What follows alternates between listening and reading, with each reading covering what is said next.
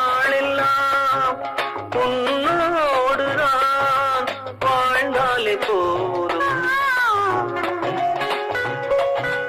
வாழ்வென்பதின் பாவங்களை நாம் காண வேண்டும்.